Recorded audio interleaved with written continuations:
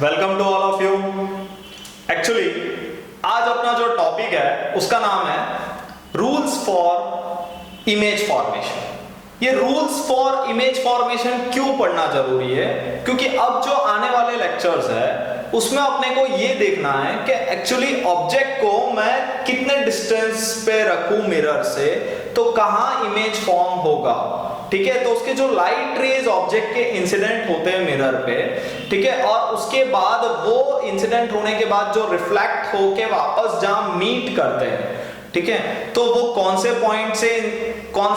Point पे अपने object को रखेंगे, तो कौन से पॉइंट पे उसका रिफ्लेक्शन आके मीट करेगा। ये सब चीजों को थोड़ा जानने के लिए अपने को कुछ रूल्स के बारे में पता होना जरूरी है। ऐसे तो बहुत सारे number of parallel rays, bunch of rays आते हैं और अलग अलग पॉइंट पे इंसिडेंट करते हैं मिरर के, बट अपने को कुछ इंपॉर्टेंट पॉइंट्स के बारे में अपने को जानना है। ठीक है, कुछ पॉइंट्स बहुत ही इंपॉर्टेंट होते हैं, जैसे कि for example suppose centre of curvature, principal focus, pole, जो मेन तीन एक्चुअल फिनोमिना अभी अपने ने पढ़ा था इसके पहले वाले लेक्चर में, वो तीन पॉइंट से अगर रे इंसिडेंट होता है, उससे पास होता है, तो उसके बाद मिरर से इंसिडेंट होने के बाद वापस रिफ्लेक्ट कहां होके जाएगा। अगर लाइट रे ये तीन पॉइंट से इंसिडेंट होता है तो वापस रिफ्लेक्ट होने के बाद किस डायरेक्शन में जाता है और कहां से, किस पॉइंट से पास होता हुआ निकलेगा। ये सब चीजों के बारे में जानना जरूरी है, क्योंकि अब आगे आने वाले लेक्चर्स में अपने को ऑब्जेक्ट का पोजीशन, इमेज का पोजीशन, उसके natures as well as mirror formula, ये सब चीजों को जब अपने डिराइव करने चलेंगे या जब पढ़ने की कोशिश करेंगे, तब यही इमेज रूल्स जो है इमेज फॉर्मेशन के अपने को बहुत ही यूजफुल रहेगा।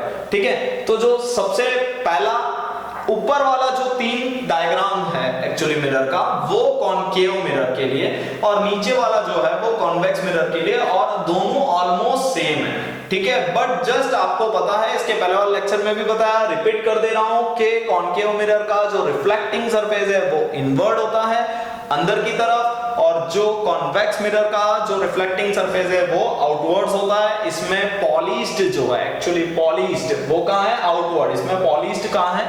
इनवर्ड। क्लियर? यहां तक ओके? अब अपने स्टार्ट करते हैं। तो सबसे पहला जो पॉइंट है वो ऐसा बोलना चाह रहा है कि अगर जो ऑब्जेक्ट है या जो लाइट रे है, जिस भी ऑब्जेक्ट का लाइट रे जो ट्रैवल कर रहा है, अगर वो इंफिनिटी से पास हो रहा है, इंफिनिटी कहीं दूर से आ रहा है, ठीक है, इंफिनिटी से कहीं पास हो रहा है, ठीक है, तो वो पैरेलल लाइट रे एक्चुअली हमेशा पैरेलल वर्ड ज्यादा यूज करते हैं। इंफिनिटी तो पोजीशन वाले टॉपिक में अपने वापस पढ़ेंगे ही, बट अभी के लिए मैंने तुमको ऐसा समझाया कि फॉर एग्जांपल एक लाइट रे आया ऑब्जेक्ट का जो parallel to the principal axis है, parallel to the principal axis, तो वो आफ्टर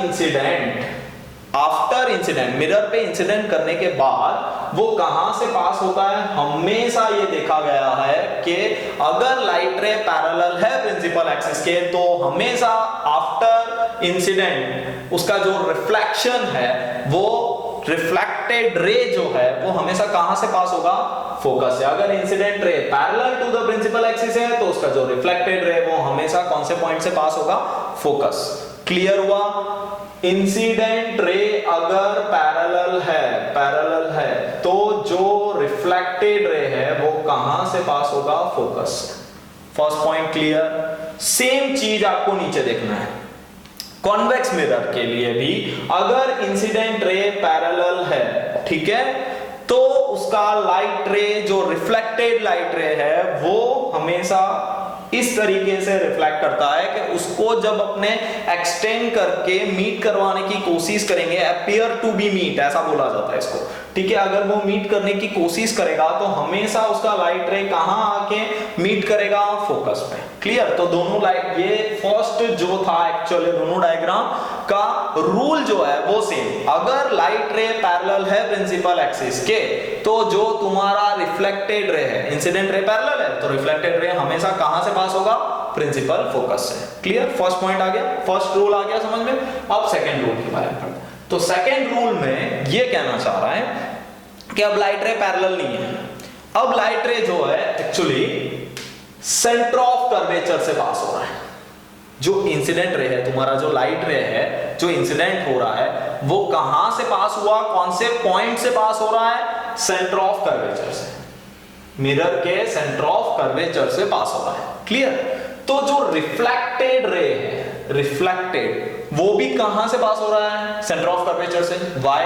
बिकॉज ये क्या फॉर्म कर रहा है? 90 डिग्री फॉर्म कर रहा है। उस पॉइंट के लिए, वो उस पॉइंट के लिए जो इंसिडेंट हुआ, वो उस पॉइंट के लिए क्या 90 डिग्री फॉर्म कर रहा है। क्लियर? तो इसलिए रिफ्लेक्टेड रे भी वो उसी पॉइंट से पास होता है। This is the most and important unique concept, याद ध्यान रखिएगा, क्योंकि हमेशा सेंटर ऑफ कर्वेचर से आप कहीं से भी, आप कोई भी पॉइंट, अगर यहां से भी, अगर आप सपोज यहां से भी पास करते हो, फॉर एग्जांपल यहां से अगर आपने 90 डिग्री पास करेंगे, तो ये क्या होगा? इंसिडेंट भी वही, रिफ्लेक्टेड भी। तो कोई भी पॉइंट अगर आप यहां से पास करो, यहां से पास करो, कहीं से भी पास करो, सपोज ये आप यहां से पास करोगे यूं, ठीक है, तो भी ये इंसिडेंट यूं है तो रिफ्लेक्टेड यूं ही होगा। मतलब हमेशा वो क्या बनाता है? टेंजेंट बनाता है। अगर सेंटर ऑफ कर्वेचर से लाइट रे इंसिडेंट हुआ है तो वो रिफ्लेक्टेड रे भी उसी रे से पास होता है, बिकॉज वो 90 डिग्री फॉर्म करता है। क्लियर? अब वैसे इसका वैसा वर्षा भी है, इसका भी वैसा वर्षा है। एक चीज पॉइंट रह गया था, तो मैं उसको अभी आपको कंसेप्ट क्लियर करवा रहा हूं। एक्चुअली अगर मैं फोकस से पास करता, मतलब मेरा अब इंसिडेंट रे जो है वही फोकस से पास होगा, तो रिफ्लेक्टेड रे हमेशा कहां जाएगा? पैरेलल, मतलब पूरा वैसा वर्षा। क्लियर हुआ? अब वैसे मैं इसमें भी चेंज कर रहा हूं। अगर इंसिडेंट रे है वो टुवर्ड्स प्रिंसिपल फोकस होता मेरा, तो लाइट रे हमेशा कहां जाएगा? Parallel to the principal axis. Incident ray अगर टुवर्ड्स फोकस है तो मेरा जो रिफ्लेक्टेड रे है वो कहां होगा? Towards principal axis. ठीक है? क्लियर हुआ? ये दोनों पॉइंट क्लियर हो गए, एक दूसरे के वाइसा वर्सा। वैसे इसमें तो वाइसा वर्सा आएगा ही नहीं, क्योंकि अगर यहां से, मतलब अगर यूं इंसिडेंट रे अगर इस तरीके से है तो रिफ्लेक्टेड रे भी क्या होगा? मतलब ये आपको एक ही पॉइंट है, एक ही, ये रिपीट मत करिएगा।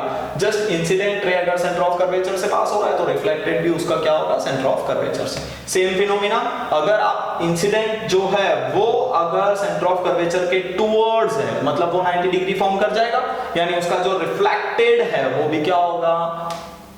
सेंटर ऑफ कर्वेचर से ही पास होता होगा। क्लियर? यानी ये लाइट रे यहां से इंसिडेंट हो रहा है तो कोई रिफ्लेक्शन कहीं पे भी कोई एंगल फॉर्म होके नहीं बनाएगा, बिकॉज ये क्या एंगल बना रहा है? 90 डिग्री। यानी वो वापस उसी एंगल से उसी डायरेक्शन की तरफ रिपीट हो जाएगा। क्लियर हो? अब जो थर्ड रूल है अपना, ठीक है, थर्ड रूल अपने को क्या बोलना चाह रहा है? एक फर्स्ट पॉइंट था फोकस वाला, सेकंड पॉइंट था सेंटर ऑफ कर्वेचर वाला। अब जो थर्ड पॉइंट है वो क्या है? पोल वाला। क्लियर? अब ऐसा पॉइंट है कि जो लाइट रे है वो इंसिडेंट हो रहा है टुवर्ड्स पोल या एट पोल, ऐसा बोल सकते हैं। ठीक है?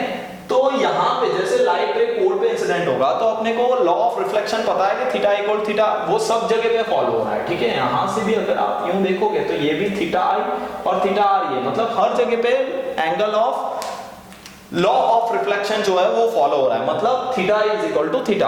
तो अगर मैं टुवर्ड्स पोल, अगर मैं लाइट रे को इंसिडेंट कर रहा हूं, ठीक है, तो कोई भी एंगल से कर रहा हूं, जरूरी नहीं है कि मैं इस एंगल से करूं। सपोज मैं इस एंगल से कर रहा हूं तो ये भी इस एंगल से, मतलब ये जितना बड़ा होगा थीटा वैसे ये भी उतना बड़ा हो जाएगा थीटा।